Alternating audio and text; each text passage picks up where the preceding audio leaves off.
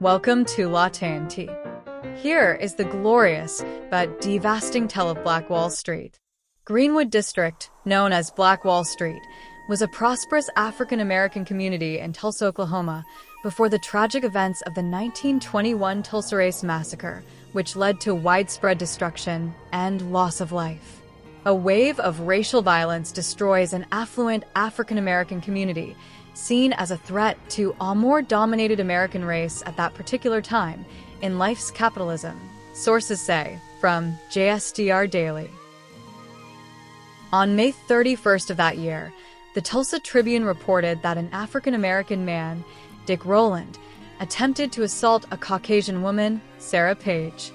The white men refused to wait for the investigative process to play out, sparking 2 days of unprecedented racial violence. 35 city blocks went up in flames, 300 people died, and 800 were injured. Defense of Caucasian female virtue was the expressed motivation for the collective racial violence. Accounts vary on what happened between Page and Rowland in the elevator of the Drexel building. Yet, as a result of the Tulsa Tribune's racially inflammatory report, Black and white armed mobs arrived at the courthouse. Scuffles broke out, and shots were fired. Since the African Americans were outnumbered, they headed back to Greenwood. But enraged Caucasian rioters were not far behind.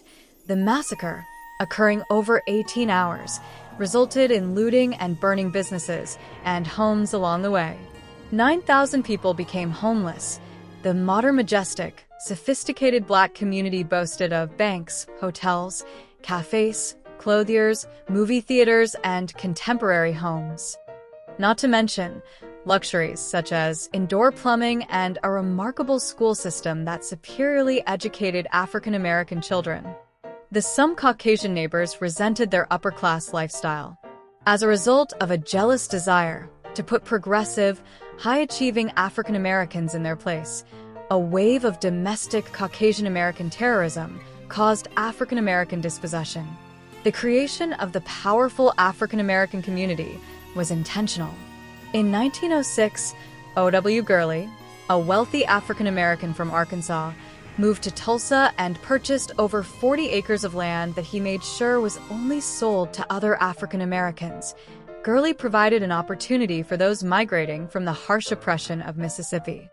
The average income of Black families in the area exceeded what minimum wage is today. As a result of segregation, a dollar circulated 36 to 100 times and remained in Greenwood almost a year before leaving. Even more impressive, at that time, the state of Oklahoma had only 2 airports, yet 6 Black families owned their own planes. These African Americans' economic status could not save them from the racial hostility of their day. Greenwood survivors recount disturbing details about what really happened that night. Eyewitnesses claim the area was bombed with kerosene and/or nitroglycerin, causing the inferno to rage more aggressively. Official accounts state that private planes were on reconnaissance missions. They were surveying the area to see what happened.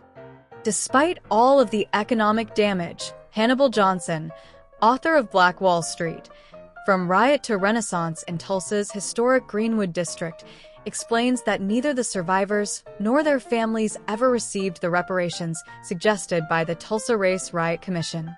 The commission recommended reparations for people who lost property and proposed the establishment of a scholarship fund that did happen for a limited time. The commission also proposed initiatives for the economic revitalization of the Greenwood community. Despite the tragic events, these grand ideas never manifested into a tangible reality. Underlying causes of the massacre, as a result of mass migrations to the area by Native Americans and their African American slaves, but over time the Native Americans were subjugated by white men to be removed along with their slaves, but some slaves hid and stayed. White men took over the Native American land, and later the freed Black people were allotted the land, and were driven in part by increased job opportunities. Tulsa became the city with the most African Americans in the state. With a boom in the Black population and their demands for equality, perceptions of discrimination and shared experience among African Americans allowed for little time for adaptation among whites. Tulsa's rapid change in racial demographics made the city ripe for a riot motivated by white animosity against black economic progress. Whites of the era equated improvements in wages and working conditions as communistic threats. In essence, whites were resentful that black people no longer passively accepted second-class citizenship in their own homeland. Another structural factor that played a vital role in the Tulsa race riot was segregation. Ironically, African American businesses benefited from self-sufficiency, which held both benefits and drawbacks for entrepreneurship. Through maintenance of the legal separation of race and sociality, business, education, and residential areas, the structure of segregation encouraged initiative, but also placed parameters by restricting African American opportunities, Messer writes. In other words, since it was against the law for black people to shop at white stores, African American businesses flourished. However, even though African American businesses profited from how segregation reduced competition for their patrons, segregation also limited African Americans' mobility and opportunities to achieve outside their community. According to Messer, the police force also contributed to the riot. Due to their ineffective leadership, actively participated in the riots, arming white men with guns to multiply the police force overnight. The police disregarded due process, arresting blacks and interning them in detention camps. Meanwhile, no Caucasians were arrested during the riot. Both politicians and the media falsely framed the Tulsa riot as an uprising started by lawless African Americans. Tulsa newspapers regularly referred to the Greenwood district as Little Africa and N-Town. Black people in the district were labeled bad and drank booze, ran around with guns, and more assumptions of the African American criminality. Caucasians justified deadly violence on Black Wall Street because they felt African Americans needed to be removed. The Tulsa World newspaper inflamed the tensions between blacks and whites by suggesting that the Ku Klux Klan could restore order in the community. Since the KKK asserted white superiority with terroristic acts such as lynchings and burning. In the early 1900s, there was a rise in black nationalist organizations that refused to cower in the face of KKK violence or submit to societal subordination. Exhibits and museums today strive to remember and educate about the haunting memories of the Tulsa Massacre and its impact. Here's more on the story. Economics and race. In just a few days, the new Black Wall Street Market will officially open its doors in South DeKalb County. It's a marketplace that's a nod to the original Black Wall Street in Tulsa, Oklahoma, which was destroyed during the 1921 race massacre. Channel 2's Audrey Washington takes us inside the space that aims to transform Black-owned businesses. Right now, we're at the epicenter of the new Black Wall Street Market. It all started as a simple idea. Why not open a market that specifically caters to Black-owned businesses and then call it the new Black Wall Street? Well, that idea is now becoming a reality. All of this wall you can imagine will be filled with art. This week, I got a sneak peek inside the marketplace that seeks to change the way we access and showcase Black-owned businesses. Matthew Hampton is the director of the new Black Wall Street here in the city of Stonecrest. This will be a real cultural experience. And the new Black Wall Street is huge. It's over 100,000 square feet, and it's really designed to look like a downtown area. So it has everything from a grocery store, retail, art galleries, restaurants, even a tea room. And we have over 50,000 square feet of event space. We've got stages. And so you'll find a real 360 experience whenever you get an opportunity to come to the new Black Wall Street Market. The marketplace is named after the original Black Wall Street in Tulsa, Oklahoma. In the 1920s, Tulsa's Black community formed the Greenwood District. It was there where Black people owned land and all kinds of businesses, a movie theater, a hospital, schools, markets, banks, libraries, and even a prominent hotel. It was a thriving center of Black wealth. But in 1921, an angry white mob burned down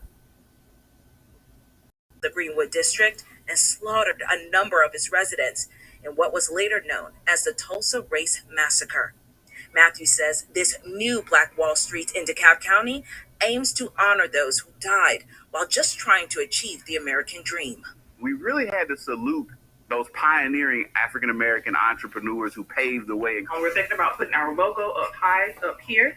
Dana Hawkins and Charis McWater both own Zoette Beauty Supply. When we heard about the market, that was just a phenomenal opportunity for us to come. And they decided to join the new Black Wall Street and open a shop right here along Madam C.J. Walker Boulevard. Walker, who in the early 1900s created her own homemade hair care business, was this country's first Black woman millionaire. Dana and Charis hope to follow in Madam C.J. Walker's footsteps. we're taking back what is already ours, quite frankly. And as for Matthew, he wants this space to serve as an inspiration. What we hope is that this will inspire that next generation of young entrepreneurs. And right now, work is being done to get this space ready. It should officially open in the next few days. And this plan went into action in 2021. Let me know if you've been there and how is it? Okay, so Chris Rogers, a local Tulsa artist, created this mural alongside fellow Tulsan Bill White and Kansas City artist Donald Ross to spark conversations about Greenwood and increase cultural tourism to historical district.